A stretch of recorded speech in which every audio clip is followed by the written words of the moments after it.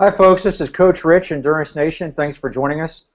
You are either watching this in our members chat room, or you found us on YouTube, or you found us on Google Plus, or maybe you're even watching us on Facebook. And after I do this video, I strip out the audio and I make a podcast out of it. So you're also listening to this as a podcast. We're trying to get this out to as many folks as possible. So welcome aboard. I would invite you to check us out at endurancenation.us, sample all the content that we have. Check us out. We are the world's largest online long course triathlon team, home of the world's only 7-day free trial. Come inside, check us out, decide if we are a good fit for you, your training, coaching, your racing needs. But that's not what we're here to talk about tonight. Tonight we're here to talk about running technique. This might be a little challenging because if you're watching this, you're only seeing me from like the middle of my waist up. And if you are listening to me, obviously you can't see me move my hands. But this video and the podcast and the internal blog post that I've written for my athletes, the intent here is to start a conversation, an introduction into proper running technique that we build on through videos and other resources. Okay, so I want to introduce you to a few concepts as I walk you down this path towards improving your running form, and all of this is based on the ideas, the techniques, the perspectives that I've used across my last 15 years as an Ironman coach to improve my own running form. Okay, I grew up as a swimmer. I have very, very flat feet. I am not adapted to running well, which is to say that when I started racing triathlon in '99, I really hadn't done much weight-bearing activity. Well, I hadn't been a serious runner.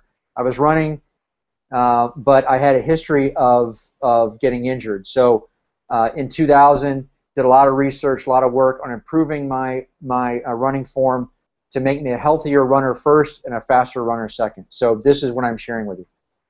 The first concept I'd like to introduce you to is the center of mass of your body. Okay, the center of mass is basically if we took all the mass in your body and we figured out where it was, you know, your center of mass is the point on which all the mass of your body is centered, and is typically at about your hips. But more importantly, as you shift, okay, when you're standing up straight, your center of mass is directly over your feet. As you lean forward, that center of mass moves forward of your feet, and you start to fall down. Okay, I'm just going to park that right there, and I'll come back to it in a second. The second concept I'd like to talk about is foot strike, where your feet land on the ground as you're running. Okay, right now I want you to stand up. I just want you to hop up and down. Go ahead, I'll wait. Stand up, hop up and down quickly. And I bet that when you're jumping up and down, you're landing on your forefoot, and your heel is not touching, and your foot, the structures of your foot and your lower leg are acting as a spring to absorb the energy of you bouncing up and down and return some of that. So it absorbs the energy of you landing on the ground and returns it as you hop up. Okay, so what you'll notice as you jump up and down naturally, you're not doing a lot of muscle effort. There's a lot of energy that's being absorbed and returned through the elastic structures of your foot and your lower leg. Okay, now I want you to jump, and now I want you to land on your heels. Jump up and down on your heels. Go ahead, I'll wait. Okay, what you'll notice is when you land on your heels, the structures that you are engaging are not made, they're not built to one, absorb energy, and two, return it. Okay, so it's very clear. Or if I were to ask you to run barefoot on concrete, you would typically run with a quicker stride, and you would run on your forefoot, on your midfoot, rather than on your heels. Okay? So with regards to foot strike, what I'm talking about is the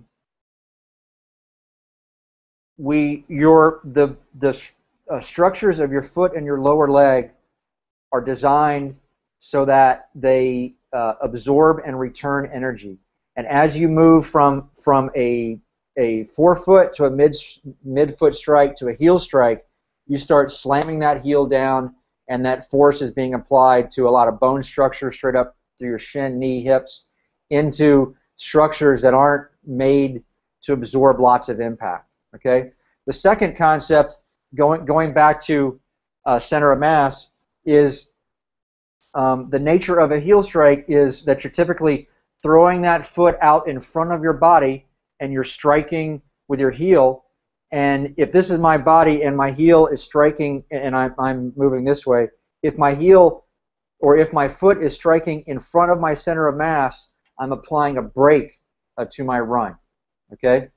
So again, center of mass, heel strike, midfoot or forefoot strike, and as you throw that leg out there, as that foot impacts the ground forward of your center of mass, you are striking with your heel, which is not made to absorb lots of impact, and you're also throwing out a brake, which slows you down as you run, as you move that center of mass across the road.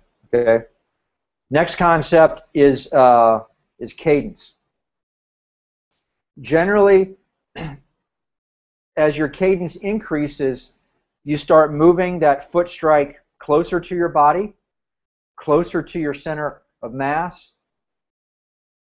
You start throwing out less and less of a brake, meaning as cadence increases, my foot strike gets closer and closer to my center of mass. I start landing my foot strike directly under my center of mass, and I'm not applying a braking force. And so the natural ideal cadence I found is between 88 and about 93 RPMs. And really what it comes down to is the slower your cadence, the more likely you are to be a heel striker. Because you've got that low cadence, you're throwing that heel out there, it's impacting on your heel in front of your center of mass, it's slowing you down, and it's the mass of your body is slamming into structures of your heel and your leg, your knees back, that are not made to absorb lots of impact. Okay? As cadence increases, as you watch people, as cadence increases, that foot strike starts to move backwards, and we start to engage the impact absorbing, energy absorbing and returning structures of our foot and our midfoot, our foot and lower leg. Okay. So now so how you count your cadence? How I do it is I'm running. I look at my watch. I count my left foot strikes. I want to get. I count my foot strikes for about a minute, or I count for 20 seconds and multiply by 3, or I count for 60 seconds. So in 60 seconds, I want to get 88 to 90 plus left foot strikes in 1 minute. Okay, and again, well, let me move on here. So now let's talk about the gas pedal and putting all this together into your running form. I want you to imagine that your body is a gas pedal. Okay. What you're doing is, as you lean the line of your body forward, meaning imagine there is a line going from the point of impact of your foot to your knee, to your hip, to your head. That is all in a straight line, and that line is is very slightly shifted forward. As I shift that line forward, my center of mass moves forward. I start to fall, and then running is then nothing more than keeping my running is nothing more than keeping my foot strike directly under my body as I naturally fall forward. Okay, I'm not aggressively pushing off. You know, like all I have to do, again, is shift my center of mass forward just a tiny, tiny bit. I start to fall. In order to stop falling, I stop running. And then running is nothing more than keeping yourself from falling by landing my foot strike directly under my center of mass.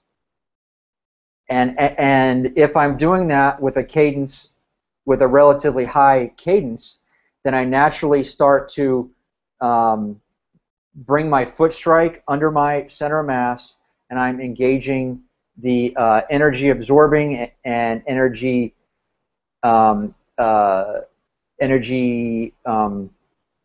returning structures of my foot and my lower leg. All right. The upper body is loose and relaxed. Now, what you're not doing is you're not leaning forward. Again, just think of your body as a gas pedal, and I just lean that entire body forward just a hair, the straight line from my foot strike, knee, hips, and head. It's all in one line, and I'm just slowly moving that forward.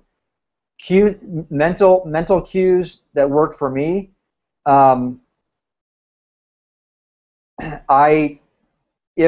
If I think about leaning my body towards something, then I naturally bend at the waist, which is what we don't want. So instead, I think about pointing my hips forward. I think about pointing my hips towards the mailbox or the light pole. Okay. I found that when I think about pointing my hips, I get just enough lean, and then everything else works. Okay. Counting cadence all the time. When my foot strikes, I want to feel a neutral foot. I want to feel like my foot strike is directly under my body, and I don't want to have any sensation of pushing off. It should just be my feet are just going up and down with no energetic pushing off against the ground. Okay.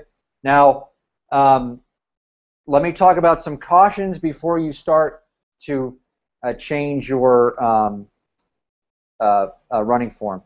Understand that you've been running the way that you've been running for a long time. And so if you've been running for a long time and you've stayed healthy running the way that you run, your body has adapted itself to the way that you run. So your knees, joints, ankles, tendons, ligaments, muscles, bones, everything has been molded by the way that you run, whether or not you run well or not so well. Okay, and so if you go and try to change that and make drastic changes right away, understand that you're taking the mass of your body and you're slamming it down on the ground at 88 plus RPMs per minute for hours and hours each week, and you're doing that in a manner that your body is not accustomed to, and that is a recipe for injuring yourself. And so and the most dangerous part of everything that I've talked about is this foot strike issue. Okay, when I do running clinics and I start talking about mid-foot strike, forefoot strike, people start running, and they're running on their tiptoes. Okay, understand that the farther forward on your foot that you start to strike, you're creating a longer and longer lever on which you're applying all this force to the structures of your foot and your lower leg, using my hand as a lower leg, right? So I found that if I tell you run with a mid-foot strike or a forefoot strike, people take that as running on their toes, and within 20 minutes their calves are all shredded and jacked up. So I want you to think of it as a neutral foot strike, neutral or an unweighted heel. It's very subtle. Okay, a neutral foot strike meaning your foot is landing flat on the ground, or think about just simply unweighting your heel. You could gradually work yourself up towards thinking about a forefoot strike or a midfoot strike, but understand that my observation is that when you think forefoot or midfoot strike, you're going to be running on your toes, which is very different from how you are used to running, and you're going to jack yourself up right away. Okay, so my point here is you should be implementing changes to your running form very gradually. When I first started this, I started doing it, I'd say, in about May of 2000. I was a terrible runner. My cadence was about 78 to 80, very slow, slamming on my heels, and it took me about 3 months of doing strides and drills and thinking about running cadence and being very smart to where uh, my cadence increased up to about 90.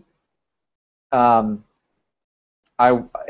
was becoming less and less injured. I wasn't getting beat up on runs, and by I did my first Ironman Florida in 2000, and by 2001 I did Ironman California, and I got one of the best compliments I've ever gotten. I was about 2 miles from the finish line, and a guy on the side of the road said, "Nice cadence," which for me was huge, right? Because I'd worked so hard to get my cadence up, which improved my foot strike and my running form and helped me run injury free. Okay, so how do we make changes in your running form? Strides. Strides is a drill that we have our athletes do. What you're going to do is you're going to find a grassy area is key, and I want you to run 30 seconds at a quick cadence with the best form that you can, thinking, my body is a gas pedal. I lean it forward very slightly. I'm pointing with my hips. My upper body's loose, relaxed. I'm running at a relatively high cadence. I'm aware of where my foot strike is in relation to my center of mass. It should be directly under my body. I should have no sensation of toeing off at the end of my stride. Toeing off into my stride, and I'm thinking of a neutral foot strike or an unweighted heel. I'm not thinking yet midfoot or forefoot. So you run 30 seconds quickly with the best form that you can. You are not sprinting. This is not a fitness exercise. This is a technique exercise. Run 30 seconds, then just kind of walk in a circle for 30 seconds, 45 seconds, then 30 seconds, and you're just going back and forth across a football field or a golf course. What we found is the faster and the more quickly that you run, your cadence naturally increases and your running form increases, and your body has an opportunity to learn the muscle coordination of fast, good, efficient running, and you're doing that in 30-second blocks, and you're resting, a 30-second block, and you're resting, and your body is practicing the muscle firing patterns of good, efficient running, and then and then those technique cues that you're learning naturally start to bleed over into your other runs. Okay, so you might do a session of 10 to 15 strides on the front end of your run. So warm up, strides, and then run 15 minutes with the best form that you can, and then you're done. Next tip is develop the habit of counting your cadence and focusing on your form very frequently through your runs. So that what you might do is set your watch to go off every 8 minutes. Every 8 minutes for 1 minute, you count your cadence. Again, you're counting left foot strikes for 1 minute, and your goal is 88 plus.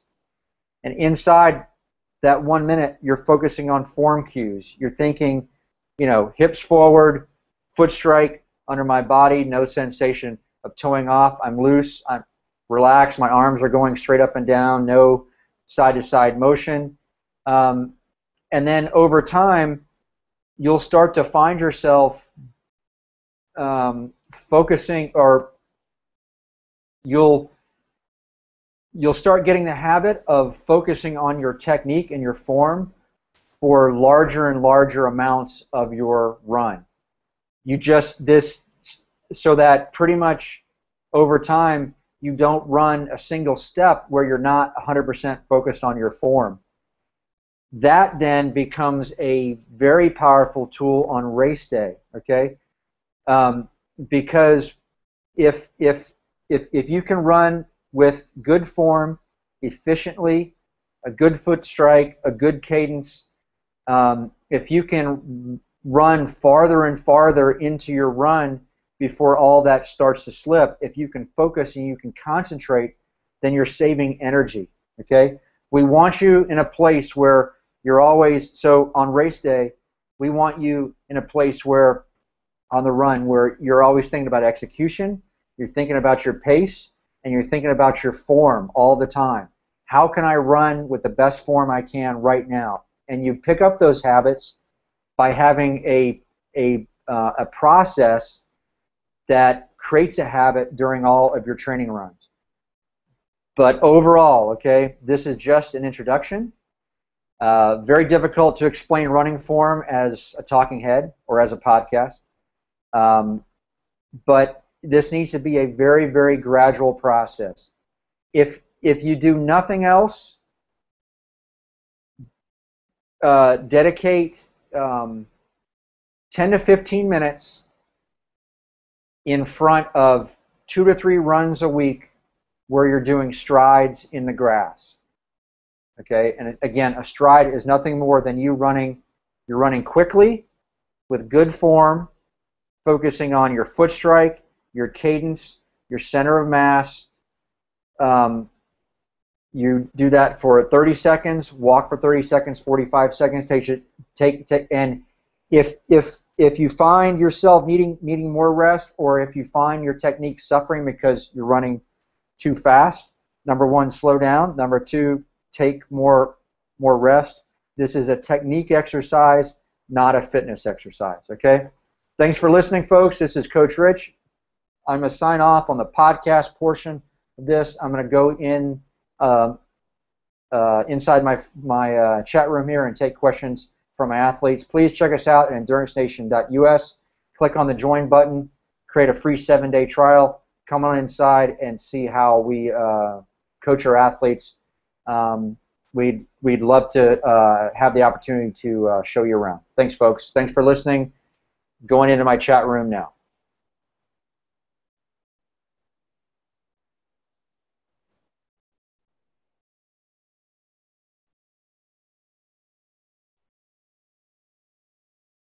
Okay, folks, while I'm waiting for questions to pop up here, just a quick debrief on what's been going on. This past weekend we had Ironman Canada, Ironman Lake Placid. We had about 15 to 20 athletes at Ironman Canada, and we won the Division I Tri-Club competition there. At Ironman Lake Placid we had about 50 athletes. and we got second place there. Patrick was at Lake Placid, did our Four Keys talk for about 200 athletes in the theater downtown. We raised $500 for the theater. We had a team dinner for about 60 athletes, and it was a great weekend. I'm on the road this weekend, going to Madison for an Ironman training camp there. Then in 2 weeks later, I'll be at Ironman Lake Tahoe doing a training camp. Then on the Ironman Chattanooga course.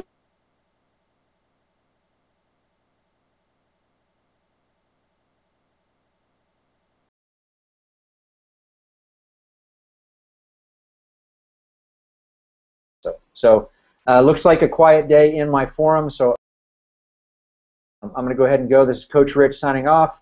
Please check us out at endurancenation.us. Thanks, folks. Bye.